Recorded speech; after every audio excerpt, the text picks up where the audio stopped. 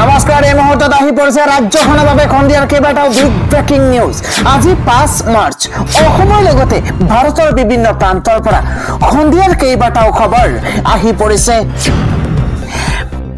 এই মুহূৰ্তত জনাই আছো এটা ব্ৰেকিং নিউজ ডিটেনশন কেম্পত থকা ধৰ্মীয় সংখ্যালঘুৰ কথা কেৱল বিজেপিহে চিন্তা কৰে বিদেশীক বাংলাদেশলৈ পঠিওৱা একমাত্ৰ চৰকাৰী হৈছে বিজেপি চৰকাৰ মানৱতাৰ খাতিৰত ডিটেনশন কেম্পৰ পৰা সংখ্যালঘুক ৰেহাই কেৱল বিজেপিহে দিছে ডিটেনশন কেম্প ডিবুটাৰৰ সৃষ্টিকৰ্তা কংগ্ৰেছ চৰকাৰেই আছিল বিজেপি বিধায়ক অজয় কুমাৰ ৰায়ক বিস্ফোৰক ভাষণ দিছে আজি বিধানসভাৰ মজিয়াত আনেৰা খবৰ হৈছে সদনৰ মজিয়াত এবাৰ বিধায়ক নুৰুল হুদাই কেতবোৰ বিস্ফোৰক মন্তব্য কৰিছে নুৰুল হুদাই কয় যে বাংলাদেশ নেদেখা ভাৰতীয় লোকক ডিটেনশন কেম্পত হাৰাশাস্তি দিয়া হৈছে কেৱল সিমানেই নহয় 9 মহীয়া গৰ্ভৱতী মহিলাকো হাৰাশাস্তি কৰি ডিটেনশন কেম্পত থোৱা হৈছে বাংলাদেশীৰ নামত ভাৰতীয় নাগৰিকক হাৰাশাস্তি কৰা হৈছে বাংলাদেশী যদি বাংলাদেশলৈ পঠিওৱা তো নুৰুল হুদাই কৈছে যে যদি বাংলাদেশী হয় ডিটেনশন কেম্পৰ লোকসকল বাংলাদেশী হলে বাংলাদেশলৈ পঠিওৱা ডিটেনশন কেম্পত হাৰাশাস্তি নকৰিব সদনত এইদৰে বিস্ফোৰক মন্তব্য কৰিছে বিধায়ক নুৰুল হুদাই নুৰুল হুদাৰ যুক্তিত জাঙুৰ খাই উঠিছে শাসকীয় দল কংগ্ৰেছ বিধায়কৰ মতে আক্ৰোশমূলকভাৱে বিশেষ জাতিক টাৰ্গেট কৰিছে একাংশই বাংলাদেশীৰ নামত ভাৰতীয় নাগৰিককে কৰা হৈছে হাৰাশাস্তি বাংলাদেশী খজাই ডিটেনশন কেম্পলৈ পঠোৱা হৈছে খিলঞ্জীয়া বাংলাদেশী খজাই ডিটেনশন কেম্পলৈ পঠোৱা হৈছে খিলঞ্জীয়া ডিটেনশন কেম্পত থকা সকলোবোৰ বাংলাদেশী হয় নে নহয় সন্দেহ আছে যিসকলে বাংলাদেশ দেখাই নাই সেই সকলকো আজি বাংলাদেশী খজাই কেম্পলৈ পঠিওৱা হৈছে স্বাধীনতা সংগ্ৰামী নাতিপুতিকো বাংলাদেশী খজাইছে একাংশই থানাত ভোটাৰ তালিকা চাই বাংলাদেশী খজোৱাটো গ্ৰহণযোগ্য নহয় বুলি মন্তব্য নুৰুল হুদাৰ ডিটেনশন কেম্পত মৃত্যু হোৱা লোকৰ মৃতদেহ কিয় পঠিওৱা হোৱা নাই বাংলাদেশলৈ ডাঙৰ প্ৰশ্ন উত্থাপন হৈছে আজি বিধানসভাৰ মজিয়াত যদি তেওঁলোক বাংলাদেশীয়ে হয় কিয় অসমৰ মাটিত সৎকাৰ কৰা হৈছে মৃতদেহ এই প্ৰশ্ন ডাঙৰ প্ৰশ্ন উত্থাপন হৈছে চৰ্ত সাপেক্ষে ডিটেনশন কেম্পৰ পৰা জামিন লাভ কৰা সকলক লৈও প্ৰশ্ন জামিনদাৰ সকল যদি অসমৰ হয় তেন্তে কেনেদৰে তেওঁলোকক জামিনৰ পূৰ্বে বাংলাদেশী খজালে ডিটেনশন কেম্প বাংলাদেশী প্ৰসংগক লৈ উত্তাল হৈ পৰিছে বিধানসভা আন এটা খন্দিয়া ডাঙৰ খবৰ হৈছে শুল্ক যুদ্ধত এইবাৰ ট্ৰাম্পৰ লক্ষ্য হৈছে বন্ধু মোদীৰ দেশ ভাৰতৰ ওপৰতো উৰুটা শুল্ক আৰোপৰ ঘোষণা ডনাল্ড ট্ৰাম্পৰ আমেৰিকান কংগ্ৰেছ যৌথ অধিৱেশনত প্ৰথম ভাষণত ডনাল্ড ট্ৰাম্পে ভাৰতক শুল্কক লৈ অসন্তুষ্টি প্ৰকাশ কৰিছে ভাৰতৰ লগতে আমেৰিকাৰ নতুন ৰাষ্ট্ৰপতি গৰাকীয়ে দক্ষিণ কোৰিয়া চীন কানাডা মেক্সিকো তীব্ৰ সমালোচনা কৰিছে তেওঁৰ ভাষাত এই দেশসমূহৰ শুল্ক আৰোপ কৰাৰ বিষয়টো গ্ৰহণযোগ্য নহয় এইটো অন্যায় তাৰ পিছতে তেওঁ পাৰস্পৰিক শুল্ক আৰোপ কৰাৰ কথা ঘোষণা কৰিছে নিজৰ ভাষণত ডনাল্ড ট্ৰাম্পে কয় যে আমি 2 এপ্ৰিলৰ পৰা পাৰস্পৰিক শুল্ক আৰোপ কৰিম মই বিচাৰিছিলো যে 1 এপ্ৰিলৰ পৰা ইয়াক কাৰ্যকৰী কৰা হোক কিন্তু বহুতে হয়তো ভাবিব মই এপ্ৰিল ফুলৰ কৌতুক কৰিছো অৱশ্য 2 এপ্ৰিলৰ পৰা আমি আমাৰ সামগ্ৰীৰ ওপৰত আৰোপ কৰা সকলৰ দৰেই তেওঁলোকৰ সামগ্ৰীটো শুল্ক আৰোপ কৰিম যদি তেওঁলোকে আৰ্থিক শুল্কৰ পৰিৱৰ্তে আন কোনো বাধাৰ সৃষ্টি কৰে তেন্তে আমিও একে কাম কৰিম আমি তেওঁলোকক আমাৰ বজাৰৰ পৰা আঁতৰাই ৰাখিম উল্লেখযোগ্য যে আমেৰিকালৈ বিভিন্ন বিদেশী সামগ্ৰীৰ আমদানিৰ ওপৰত শুল্ক আৰোপ কৰিলে তাত সামগ্ৰীৰ ৰপ্তানি বন্ধ নহব কিন্তু আন্তঃৰাষ্ট্ৰীয় বাণিজ্য মহলৰ এটা অংশ ইয়াক কিছু পৰিমাণে প্ৰভাৱ পৰিব আৰু ৰপ্তানি হ্ৰাস পাব পাৰে বুলি আশংকা প্ৰকাশ কৰিছে আন এটা খবৰ হৈছে চলি আছে পবিত্ৰ ৰমজান মাহ পবিত্ৰ ৰমজানতকৈ দেশক প্ৰথম স্থানত ৰাখিছে বেগী বলাৰ মোহাম্মদ শামীয়ে ৰোজা ভংগ কৰি এবাৰ মোহাম্মদ শামীৰ দেশ প্ৰেম দেখিবলৈ পোৱা গৈছে আৰু তাৰ পিছতে এই ফটোখন সামাজিক মাধ্যমত ভাইৰেল হৈ পৰিছে এই মুহূৰ্তত জনাই আছো ডাঙৰ খবৰ সেমি ফাইনেলত দুৰ্দান্ত প্ৰদৰ্শন কৰি ভাৰতীয় দলৰ সমানে চৰ্চাত আহিছে বেগী বলাৰ মোহাম্মদ শামী ৰোজা ভংগ কৰি দুৰ্দান্ত প্ৰদৰ্শনেৰে দেশ প্ৰেমৰ নিদৰ্শন দেখুৱাইছে 34 বছৰীয়া খেলুৱৈ মোহাম্মদ শামীয়ে সামাজিক মাধ্যমত প্ৰশংসাৰে উপচাই পেলাইছে মোহাম্মদ শামীক কিয়নো মোহাম্মদ শামীয়ে নিজৰ ৰোজা ভংগ কৰি আৰু নিজৰ দেশৰ সন্মান ৰক্ষা কৰিবৰ কাৰণে কালি সেমি ফাইনেলত দুৰ্দান্ত প্ৰদৰ্শন কৰিছে মোহাম্মদ শামীয়ে ডুবাইৰ ভূমিত 3টা উইকেট লৈ ধৰাশায়ী কৰিছে কেংগাৰু বাহিনীক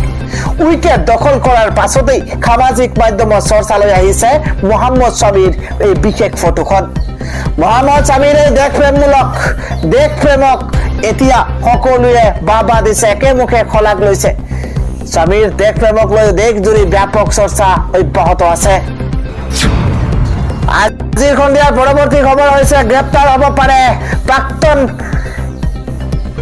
মুখ্যমন্ত্ৰী প্ৰফুল্ল মহন্তৰ কন্যা গাড়ী চালকক যি প্ৰহাৰ কৰিছিল প্ৰফুল্ল মহন্তৰ কন্যাই আৰু গাড়ী চালকক প্ৰহাৰ কৰি এটা বিপদ নামি আহিছে প্ৰফুল্ল মহন্তৰ কন্যালৈ এই মুহূৰ্তত জনাই আছো ডাঙৰ খবৰ গ্ৰেপ্তাৰ হ'ব পাৰে প্ৰফুল্ল মহন্তৰ কন্যা প্ৰজ্বলিকা কাশ্যপ ডাঙৰ খবৰ বিগ ব্ৰেকিং নিউজ গাড়ী চালকক প্ৰহাৰ কৰি মহা বিপদত পৰিছে প্ৰজ্বলিকা মহন্তৰ একমাত্ৰ কন্যাৰ বিৰুদ্ধে গোচৰ ৰুজু দিছপুৰ আৰক্ষীৰ শীঘ্ৰে জেৰাৰ বাবে আৰক্ষীয়ে তলব কৰিব পাৰে মহন্তৰ কন্যাক ডাঙৰ খবৰ ব্ৰেকিং নিউজ জনোৱাৰ চেষ্টা কৰিছো সোমবাৰে গাড়ী চালকক ৰাজহুৱা স্থানত আঁঠু কঢ়াইছিল প্ৰজ্বলিকাই আৰু অসভ্য গালি গালাজেৰে প্ৰহাৰ কৰিছিল গাড়ী চালক ৰাজীৱ হুছেইনক ইতিমধ্যে ৰাজীৱ হুছেইনে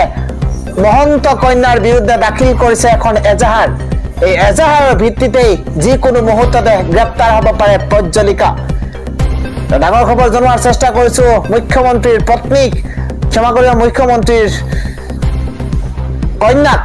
প্ৰজ্বলিকাক গ্ৰেপ্তাৰ হোৱাৰ সম্ভাৱনা আছে এই এজাহাৰৰ ভিত্তিতেই যিকোনো মুহূৰ্ততে গ্ৰেপ্তাৰ হ'ব পাৰে প্ৰজ্বলিকা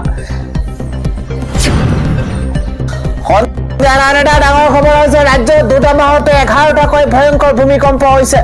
ভূমিকম্পৰ আগজাননী প্ৰদান কৰিছে ইতিমধ্যে বতৰ বিজ্ঞান কেন্দ্ৰই অসমত পুনৰ 1950 চনৰ দৰে বৰ ভূমিকম্পৰ আগজাননী প্ৰদান কৰিছে বিজ্ঞানীসকলে এই পৰ্যন্ত 2টা মাহত ৰাজ্য কঁপাই গৈছে 11টা ভয়ংকৰ ভূমিকম্পই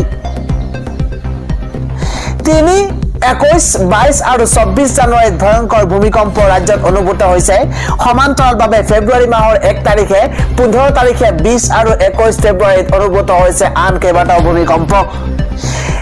ঠিক একেদৰেই 27 ফেব্ৰুৱাৰীতো মাজনিশা ভয়ংকৰ ভূমিকম্প অনুভূত হৈছে আজি পুনৰ 5.7 প্ৰাবল্যৰ ভূমিকম্পই জোকাৰি গৈছে সমগ্ৰ ৰাজ্য পুনৰ এবাৰ অসমত 8.6 প্ৰাবল্যৰকৈ অধিক ভয়ংকৰ ভূমিকম্প হোৱাৰ আগজাননী দিলে ভূতত্ত্ববিদে কিয়নো দুৰ্বল হৈ পৰিছে ভূগৰ্ভৰ টেকটনিক প্লেট যিকোনো মুহূৰ্ততে ভয়ংকৰ ভূমিকম্প হোৱাৰ সম্ভাৱনা প্ৰকট ডাঙৰ খবৰ হৈছে বিপদত এইবাৰ মুকেশ আম্বানী ধনাঢ্য ব্যক্তি মুকেশ আম্বানী বিপদত পৰিছে 24,500 কোটি টকাৰ দাবী এবাৰ মোদী চৰকাৰৰ এই মুহূৰ্তত জনাই আছো ডাঙৰ খবৰ বিপদত পৰিছে কোটিপতি উদ্যোগপতি মুকেশ আম্বানী পালন কৰিব নোৱাৰিলে চৰকাৰে বান্ধি দিয়া ডেডলাইন মোদী চৰকাৰৰ 24,500 কোটি টকাৰ দাবী এবাৰ দিল্লী উচ্চ ন্যায়ালয়ৰ ৰায়ৰ পাছতে এই দাবী চৰকাৰৰ বেটাৰী সেল নিৰ্মাণৰ চৰকাৰী যোজনাৰ নিবিদা 2022 চনতে লৈছিল হাতত কিন্তু আজিলৈ স্থাপন নকৰিলে বেটাৰী সেল প্লান্ট কিন্তু আজিলৈকে বেটাৰী সেল প্লান্ট স্থাপন কৰা নহল ৰিলায়েন্স ইণ্ডাষ্ট্ৰিজৰ সহযোগী কোম্পানী নিউ এনাৰ্জি লিমিটেডে পালন কৰিব নোৱাৰিলে চৰকাৰী ডেডলাইন এই আঁচনিখনে স্মাৰ্টফোন নিৰ্মাণ খণ্ডত ইতিবাচক প্ৰভাৱ পেলাইছে 2 বছৰৰ ভিতৰতে কোম্পানীসমূহে 1/4 কামত নিয়মমতে হ'ব লাগে উপনীত কিন্তু ৰিলায়েন্স নিউ এনাৰ্জিয়ে লক্ষ্যত উপনীত হ'ব নোৱাৰিলে যাৰ বাবে 1.25 মিলিয়ন ডলাৰৰ জৰিমনা ভৰিব লাগিব আম্বানীয়ে বিপদত পৰিছে কোটিপতি তথা উদ্যোগপতি মুকেশ আম্বানী পৰৱৰ্তী খবৰটো হৈছে মিয়া প্ৰসংগক লৈ উত্তাল হৈ পৰিছে সদনৰ মজিয়া মিয়া প্ৰসংগক লৈ পুনৰ উত্তাল হৈ পৰিছে সদন উত্তপ্ত পৰিস্থিতিৰ সূচনা হৈছে এবাৰ ৰূপজ্যোতি কুৰ্মীক উভতি ধৰিছে এআইডিএফৰ বিধায়ক আৰু অখিল গগৈয়ে আৰু এআইডিএফৰ বিধায়কে ৰূপজ্যোতি কুৰ্মীক উভতি ধৰিছে কিয় মিয়া শব্দ কব বুলি প্ৰশ্ন কৰিছিল ৰূপজ্যোতি কুৰ্মীয়ে বাৰে বাৰে সদনত সাম্প্ৰদায়িক মন্তব্য কৰিছে বুলি ক্ষোভ এআইডিএফৰ বিধায়কৰ বাৰে বাৰে সদনত সাম্প্ৰদায়িক মন্তব্য কৰিছে বুলি ক্ষোভ বুজাইছে এআইডিএফৰ বিধায়কে সদায় এনেকৈ সদনত সাম্প্ৰদায়িক কথা কৈ থাকিলে নহব মিয়া কাৰণে সাহস কৰিছে নেকি বুলি এআইডিএফৰ বিধায়কক প্ৰশ্ন ৰূপজ্যোতি কুৰ্মীৰ সদনত কিয় বাৰে বাৰে মিয়া বুলি কব বুলি হুংকাৰ এআইডিএফৰ বিধায়কৰ ৰূপজ্যোতি কুৰ্মীৰ সদনত ক্ষমা খোজাৰ দাবীৰে উত্তাল পৰিৱেশ হৈ পৰিছে ৰূপজ্যোতি কুৰ্মীৰ সদনত ক্ষমা খোজাৰ দাবীৰে উত্তাল পৰিৱেশ হৈ পৰিছে বিধানসভা আন এটা ডাঙৰ খবৰ হৈছে স্তব্ধ হৈ পৰিছে স্বাস্থ্য বিভাগ শ স্বাস্থ্যকৰ্মীৰ তীব্ৰ প্ৰতিবাদ ৰাজ্যজুৰি শ স্বাস্থ্যকৰ্মীৰ তীব্ৰ প্ৰতিবাদ উজনিৰ পৰা নামনিলৈ স্বাস্থ্যকৰ্মীৰ প্ৰতিবাদত অচল হৈ পৰিছে হস্পিটালসমূহ ডাঙৰ খবৰ চৰকাৰী চাকৰি নিয়মীয়াকৰণৰ দাবীৰে তীব্ৰ প্ৰতিবাদ সাব্যস্ত কৰিছে স্বাস্থ্যকৰ্মীৰ প্ৰতিবাদৰ পাছতে হাহাকাৰ হৈ পৰিছে চিকিৎসালয়সমূহত বদৰপুৰ বাক্সা বৰমপুৰত তীব্ৰ প্ৰতিবাদ সাব্যস্ত কৰিছে প্ৰতিবাদ সাব্যস্ত হৈছে বৰপেটা ধুবুৰী গোৱালপাৰা গোসাইগাঁৱত এনএইচএনৰ কৰ্মচাৰীৰ প্ৰতিবাদত স্তব্ধ হৈ পৰিছে হোজাই জুৰিয়া কামৰূপ মংগলদৈ মাৰ্ঘেৰিটা মায়ং চামুগুৰিতো তীব্ৰ প্ৰতিবাদী কাৰ্যসূচী হাতত লোৱা হৈছে চাকৰি নিয়মীয়াকৰণৰ দাবীৰে প্ৰতিবাদ সাব্যস্ত হ'ল শিলচৰ চিপাঝাৰ টিয়কত ৰাজ্যজুৰি শ স্বাস্থ্যকৰ্মীয়ে তীব্ৰ প্ৰতিবাদ সাব্যস্ত কৰিছে